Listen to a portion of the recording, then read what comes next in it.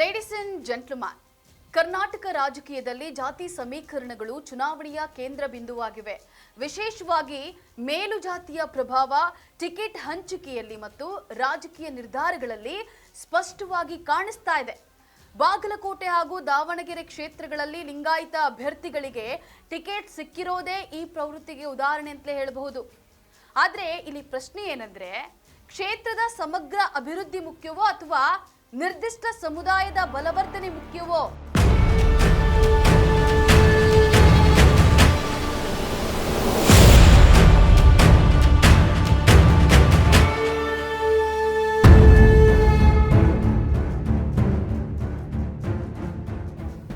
ಜನಸೇವೆ ಅನ್ನೋದು ರಾಜಕೀಯದ ಧ್ಯೇಯವಾಗಬೇಕಾದ್ರೆ ಜಾತಿ ಆಧಾರಿತ ರಾಜಕೀಯ ಎಷ್ಟು ನ್ಯಾಯಸಮ್ಮತ? ಕಡಿಮೆ ಜನಸಂಖ್ಯೆಯ ಜಾತಿಗಳಿಗೆ ಅವಕಾಶಗಳು ಕಡಿಮೆಯಾಗ್ತಾ ಇರುವಂತಹ ಈ ಸಂದರ್ಭದಲ್ಲಿ ಸಮಾನ ಪ್ರತಿನಿಧಿತ್ವ ಹೇಗೆ ಸಾಧ್ಯ ಅನ್ನೋದೇ ಇವತ್ತಿನ ಫೋಕಸ್ ಪವರ್. ನಾನು ಪವಿತ್ರ.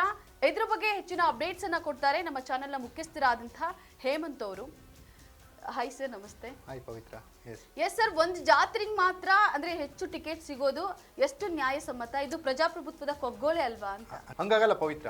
ಈ ಜಾತಿ ಆಧಾರಿತ ರಾಜಕಾರಣ ಅನ್ನುವಂಥದ್ದು ನಮ್ಗೆ ಎಷ್ಟು ಹಾಸೋಕ್ಕಾಗಿದೆ ಕರ್ನಾಟಕದಲ್ಲಿ. ಈಗ ನಾಯಕತ್ವನೂ ನೋಡಿ.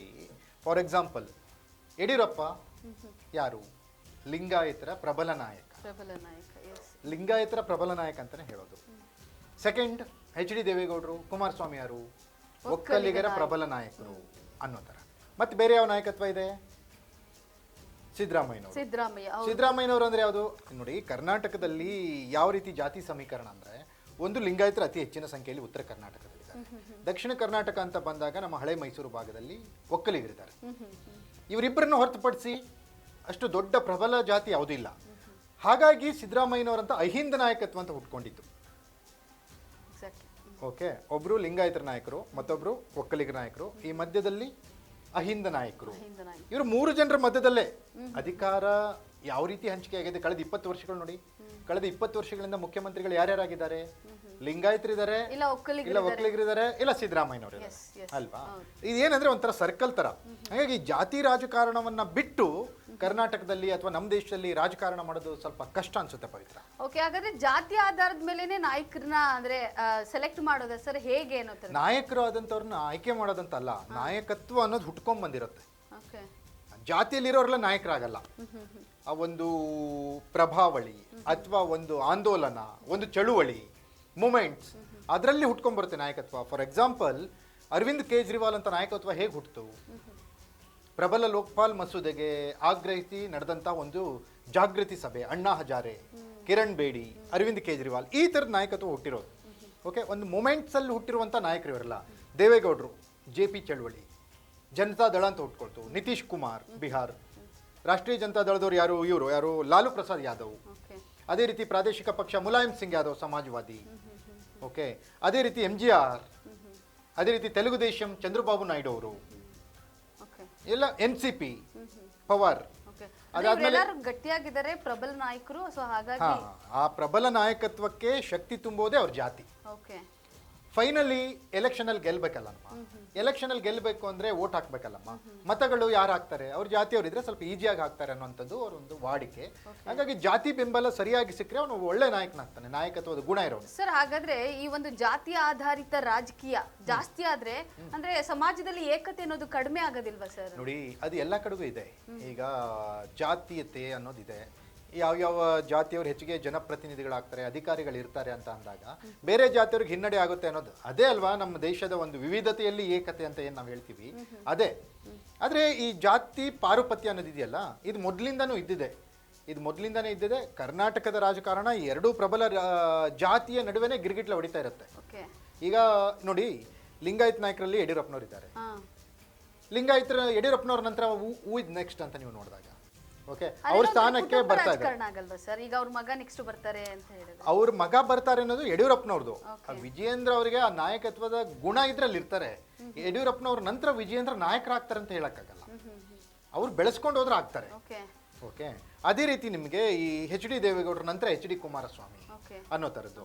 HD ಕುಮಾರಸ್ವಾಮಿ ಅವ್ರಿಗೂ ಪೈಪೋಟಿ ಈಗ ಒಕ್ಕಲಿಗರಲ್ಲಿ ಶುರು ಆಗಿದೆ. DK ಶಿವಕುಮಾರ್, ನಾನು ಒಕ್ಕಲಿಗರ ನಾಯಕ ಅನ್ನೋದು. ಸರ್ ನೀವು ಹೇಳಿದ್ದು ಕರೆಕ್ಟು, ಬಟ್ ಇದೆಲ್ಲೋ ಒಂದ್ ಕಡೆ ಈಗ ದಾವಣಗೆರೆ ಬೈ ಎಲೆಕ್ಷನ್ ಏನಿದೆ, ಶಾಮನೂರು ಶಿವಶಂಕರಪ್ಪ ಅವ್ರ ಅಂದ್ರೆ ನಿಧನದ ಆದ್ಮೇಲೆ ಅವ್ರೇನ್ ಮೊಮ್ಮಗನಿಗೆ ಕೊಟ್ಟಿದ್ದಾರೆ ಟಿಕೆಟ್, ಇದೆಲ್ಲೋ ಒಂದ್ ಕಡೆ ಅವ್ರಿಗೆ ಯಾವ ನಾಯಕತ್ವದ ಗುಣ ಇದೆ, ಇನ್ನು ಚಿಕ್ಕ ಹುಡುಗ ಆಡೋ ಹುಡುಗ. ಕರೆಕ್ಟ್, ನೀವು ಹೇಳೋದು ಕರೆಕ್ಟ್ ಆಗಿ ಕೇಳಿರಿ, ಪ್ರಶ್ನೆ ಕೇಳಿದಿರಿ. ಈ ಅವರಿಗೆ ಇರೋ ಅರ್ಹತೆ ನಾಯಕತ್ವದ ಗುಣನೇ ಶಾಮನೂರು ಫ್ಯಾಮಿಲಿ ಅವರು ಅನ್ನೋಂಥದ್ದು. ಈಗ ನಿಖಿಲ್ಗೆ ಏನಿತ್ತು, ದೇವೇಗೌಡರ ಫ್ಯಾಮಿಲಿ ಅಂತ ಅನ್ಲಿಲ್ವಾ? ಯತೀಂದ್ರ ಅವ್ರಿಗೆ ಏನಿತ್ತು, ಸಿದ್ದರಾಮಯ್ಯನವ್ರ ಮಗ ಅಂತ ಹೇಳಿಲ್ವಾ? ವಿಜೇಂದ್ರ ಅವ್ರಿಗೆ ಏನಿತ್ತು, ಯಡಿಯೂರಪ್ಪನವ್ರ ಮಗ ಅಂತ ಹೇಳಿಲ್ವಾ? ಅದೇ ತರ ಅವ್ರ ಫ್ಯಾಮಿಲಿಯಲ್ಲಿ ಹುಟ್ಟಿದ್ದಾರೆ ಅನ್ನೋದೇ ಅವ್ರ ಅರ್ಹತೆ. ಆಮೇಲೆ ಶಾಮನೂರು ಫ್ಯಾಮಿಲಿ ಕಾಂಗ್ರೆಸ್ನ ಯಾವ ರೀತಿ ಒಂದು ರೀತಿ ಸರೆಂಡರ್ ಮಾಡ್ಕೊಂಡ್ಬಿಟ್ಟಿದೆ ಅಂದ್ರೆ, ಸಿದ್ದರಾಮಯ್ಯ, ಡಿ ಕೆ ಶಿವಕುಮಾರ್ ಇದ್ರು. ಈ ಚುನಾವಣೆಯಲ್ಲಿ ಏನಾದರೂ ದಾವಣಗೆರೆಯಲ್ಲಿ ಸೋತ್ ಬಿಟ್ಟಿದ್ರೆ ಇವರೇನು CM ಸ್ಥಾನ ಕಳ್ಕೊತಿರ್ಲಿಲ್ಲ, D K Shivakumar chief minister ಆಗ್ಬಿಡ್ತಿರ್ಲಿಲ್ಲ, ಅಥವಾ ಪ್ರಪಂಚನೇ ಮುಳುಗ್ ಹೋಗ್ತಿರ್ಲಿಲ್ಲ. ಆದರೂ ಕೂಡ ಅವ್ರ ಫ್ಯಾಮಿಲಿ ಅವ್ರಿಗೆ ಕೊಟ್ಟರು. ಅದು ನೀವು ಹೇಳ್ದಂಗೆ ಲಿಂಗಾಯತ ಪ್ರಾಬಲ್ಯ, ನಾವೇನು ಹೆಸರು ಹಾಕೊಂಡಿದ್ದೀವಿ, ಲಿಂಗಾಯತ ಪ್ರಾಬಲ್ಯ ಅಂದ್ರೇನೆ ಇದು.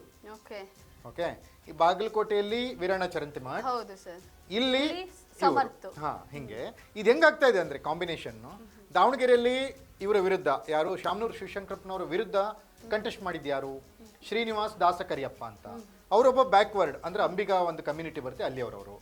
ಅದೇ ರೀತಿ ನಿಮಗೆ ಬಾಗಲಕೋಟೆಯಲ್ಲಿ ವೀರಣ್ಣ ಚರಂತಿಮಠ್ ವಿರುದ್ಧ ಸ್ಪರ್ಧೆ ಮಾಡಿದ್ದು ಯಾರು, ಮೇಟಿಯವ್ರ ಮಗ. ಓಕೆ, ಅವರು ಕುರುಬ ಕಮ್ಯುನಿಟಿ ಅವರು. ಇಲ್ಲಿ ಬ್ಯಾಕ್ವರ್ಡ್ ವರ್ಸಸ್ ಲಿಂಗಾಯತ್ಸ್ ಅನ್ನೋ ಥರ ರಾಜಕಾರಣ. ಪಕ್ಷಗಳು ಬೇರೆ ಬೇರೆ. ಈಗ ಒಬ್ರು ಲಿಂಗಾಯತ್ ನಾಯಕರೇ ಒಬ್ರು ದಾವಣಗೆರೆಯಲ್ಲಿ ಕಾಂಗ್ರೆಸ್ನಿಂದ ಸ್ಪರ್ಧೆ ಮಾಡಿದ್ದಾರೆ, ಬಾಗಲಕೋಟೆಯಲ್ಲಿ ಬಿಜೆಪಿಯಿಂದ ಸ್ಪರ್ಧೆ ಮಾಡಿದ್ರು ಕೂಡ ಅವರು ಕಾಂಗ್ರೆಸ್ ಬಿಜೆಪಿ ಅನ್ನೋದಕ್ಕಿಂತ ಅವರು ಲಿಂಗಾಯತ್ರ ಅನ್ನೋದಷ್ಟೇ ಈಗ ಮುಖ್ಯ ಆಗುತ್ತೆ.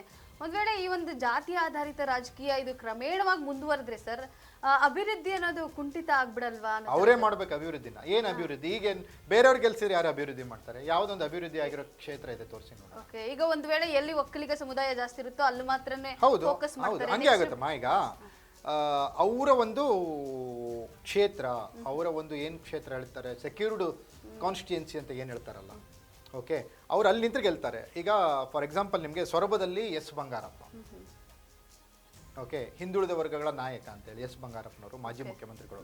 ಅವ್ರು ಯಾವ ಪಕ್ಷದಿಂದ ನಿಂತ್ರು ಅಲ್ಲಿ ಅವ್ರಿಗೆ ಓಟ್ ಹಾಕ್ತಿದ್ರು. ಅವರು ಚುನಾವಣೆಯಿಂದ ಚುನಾವಣೆಗೆ ಪಕ್ಷಗಳನ್ನ, ಚಿಹ್ನೆಗಳನ್ನ ಬದಲಾಯಿಸ್ತಿದ್ರು. ಅವರ ಇಡೀ ರಾಜಕೀಯ ಇತಿಹಾಸದಲ್ಲಿ, ರಾಜಕೀಯ ಜೀವನದಲ್ಲಿ ಸುಮಾರು 8 ಚಿಹ್ನೆಗಳಿಂದ ಗೆದ್ದಿದ್ದಾರೆ ಅವರು. ಯಾವ ಪಕ್ಷ ನಿಂತರೂ ಓಟ್ ಹಾಕ್ತಿದ್ರು. ಆ ಗೆದ್ದು ಬರೋದಿದೆಯಲ್ಲ ಅದು ನಾಯಕತ್ವ. ಆದರೆ ಅಲ್ಲಿ ಡಿಪೆಂಡ್ ಆಗೋದು ಜಾತಿನೇ. ಅಗೇನ್ ಜಾತಿ. ಯಡಿಯೂರಪ್ಪನವ್ರು ಯಾಕೆ ಶಿಕಾರಿಪುರದಲ್ಲಿ ಗೆಲ್ತಾರೆ ಪದೇ ಪದೇ? ಜಾತಿ, ಅವರ ಸಮುದಾಯದ ಓಟ್ಗಳಿದ್ದಾವೆ, ಅವ್ರು ಗೆಲ್ತಾರೆ. ಶಾಮನೂರು ಶಿವಶಂಕರಪ್ಪ ಯಾಕೆ ಗೆಲ್ತಿದ್ರು ದಾವಣಗೆರೆಯಲ್ಲಿ ಪದೇ ಪದೇ? ಅವ್ರ ಸಮುದಾಯದ ಓಟ್ಗಳಿದ್ದಾವೆ, ಅವ್ರು ಗೆಲ್ತಿದ್ರು. ಇದು ಆಮೇಲೆ ಹಾಸನದಲ್ಲಿ ದೇವೇಗೌಡರೇ ಯಾಕೆ ಗೆಲ್ತಿದ್ರು? ಅವ್ರ ಜಾತಿ ಸಮುದಾಯದ ಓಟ್ಗಳಿದ್ದಾವೆ, ಹಂಗಾಗಿ ಗೆಲ್ತಿದ್ರು. ಈ ಜಾತಿ ರಾಜಕಾರಣ ಅನ್ನೋದಕ್ಕೆ ಒಂದು ಅಂತ್ಯನೇ ಇಲ್ವಾ ಸರ್? ಇದು ಮುಂದುವರಿಕೊಂಡು ಇನ್ನು ಎಷ್ಟು ದಿನ ಮುಂದುವರ್ಕೊಂಡು ಹೋಗುತ್ತೆ? ನೋಡಮ್ಮ, ಜಾತಿ ರಾಜಕಾರಣ ಇದ್ರೆ ಲಾಭ ಆಗೋದು ಯಾರಿಗೆ? ಜನರಿಗಂತೆ, ರಾಜಕಾರಣಿಗಳಿಗೆ ಓಕೆ ಅಲ್ವಾ? ಈ ವ್ಯವಸ್ಥೆನ ಸರಿ ಮಾಡೋದು ಯಾರು? ಅವ್ರು ಯಾಕೆ ಸರಿ ಮಾಡ್ತಾರೆ? ಅವ್ರಿಗೆ ಲಾಭ ಆಗ್ತಾರೆ ಇದ್ರೆ ಅವ್ರಿಗೆ ನಷ್ಟ ಆಗೋದು ಏನಾದರೂ ಕೆಲಸ ಮಾಡ್ತಾರೆ ಅವರು?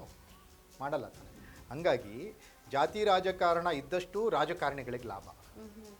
ರಾಜಕಾರಣಿಗಳು ಅವರ ಜಾತಿಗಳನ್ನ ಜಾತಿಯ ಹೆಸರಿನಲ್ಲಿ, ಜಾತ್ಯತೀತತೆ ಹೆಸರಿನಲ್ಲಿ ಬಳಸ್ಕೊಂಡು ಯೂಸ್ ಅಂಡ್ ಥ್ರೋ ಮಾಡೋದು ರಾಜಕಾರಣಿಗಳ ಗುಣ.